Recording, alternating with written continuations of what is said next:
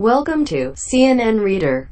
The news we want to share with you today is Putin's dreams have just come true. Analysis by Nick Paton, Walsh, CNN. Erbil, Iraq, CNN. The Syrian Democratic Forces. It's a term that encapsulates the mess that awaited the US-led counter-ISIS campaign when finally it wound down. The SDF, as it was always clumsily known, never really existed. At its inception, the Pentagon needed a force on the ground to fight ISIS. They tried for years to find disciplined, Sunni Arab fighters, but failed repeatedly. The Syrian Kurds, however, were both disciplined and pragmatic, but they could not be harnessed as a purely Kurdish force plowing into Sunni Arab areas held by ISIS. So a fig leaf was created, a new name for the Syrian Kurdish fighting units, normally called the Kurdish People's Protection Units, or YPG. So the SDF was born, with the exaggerated claim that there were many Arabs in their ranks, and the omission of Turkish Kurds, the PKK, proscribed by Turkey, fighting there too. The need for a fudge was a tell that the urgent anti-ISIS campaign would end up with some problems. Fast forward 4 years, and now the SDF means something entirely different. It's an acronym that spells betrayal, reflecting how little the Trump administration cared for the details as it rushed to clean up its self-inflicted mess. Vice President Mike Pence mistakenly referred to the SDF as the Syrian Defense Forces several times as he announced a ceasefire that further betrayed them. And, earlier, President Donald Trump blurted out the poorly kept secret that the PKK were in their ranks. America's imperfect pact with the Kurds was always going to fall apart one day. But nobody could have imagined the SDF's 10,000-plus dead sons and daughters would have been betrayed by overwhelming ignorance, fealty to Turkish and Russian interests, and the toxic aversion to details that the Trump administration displayed. The window for Russian dominance in Syria was jammed open by the pitfalls of the US-brokered ceasefire. No deal works on a battlefield if the area covered by it isn't agreed upon. Turkey thought it got all the areas it wanted on the border.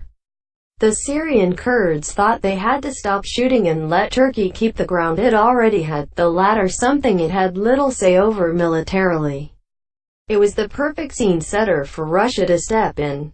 Russian President Vladimir Putin's Sochi deal with his Turkish counterpart, Recep Tayyip Erdogan, took in the military reality on the ground. Turkey likely didn't want urban warfare in 4 to 5 cities on its border for months to come. To that, Putin added the Syrian regime with Russia at its back, the keepers of an ugly peace. There are 3 gaping holes in this pact too. Firstly, the Syrian Kurds are not Damascus' evergreen friend. The Syrian Kurds spent 4 years in bed with the regime's enemy, the US. And there are many who fear both repression by the regime, and the conscription into the regime's army. Secondly, the ceasefire deal allows Turkey to keep their forces right up to the M4, a highway in northern Syria that runs parallel to the Turkish border, without any buffer onto the Syrian Kurdish areas that directly abut it. This could lead to further clashes and Turkish expansion. Thirdly, a lot of Syrian Kurds live in the northern cities of Qamishli, which is exempt from the deal, and Kobani, which is right on the border and saw more Russian forces enter it Wednesday. Ensuring that no YPG or SDF fighters remain in the wide 30 kilometers area along the border is a tough task, given these men and women can return to civilian lives at night and will frankly want to help protect their families in these areas. So the Sochi deal is likely another pause in the fighting, rather than a permanent fix.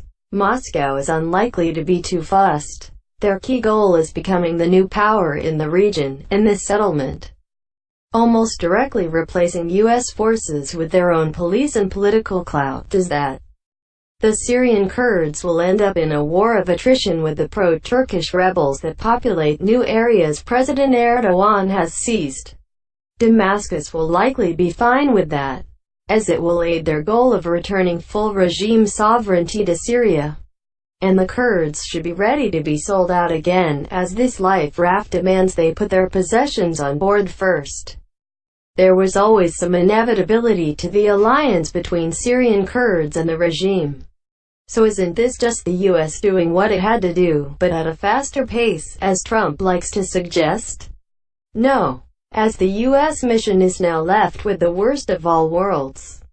US troops know their commander-in-chief simply doesn't want them here. It seems his elliptical comment about securing oil in Syria was a nod to the couple hundred troops his military advisors convinced him to keep in the east. The oil fields, which they will protect from ISIS, are strategically useless to the US for hydrocarbons. It's not 1997 anymore. But a presence there allows special forces to restrain Iranian movement in the region, still go after a resurgent ISIS, and be near ISIS detainees. The remainder of the forces must manage a precarious existence in Iraq, who repeatedly say they expect them to leave. In short, elite troops must still go after ISIS and keep Iran in check. From a much worse geographical position than before, in territory more home to Syrian Sunni Arabs. Plus, regime and Russian forces are now calling the shots with and depriving them of their angry former Kurdish allies. Even the U.S. Special Forces withdrawal was complicated by their commander-in-chief. You can't claim you want to keep troops safe when you broadcast their extraction before they can implement it. Still, even at their nastiest, the Syrian Kurds could only manage to throw potatoes. Trump is their real enemy here.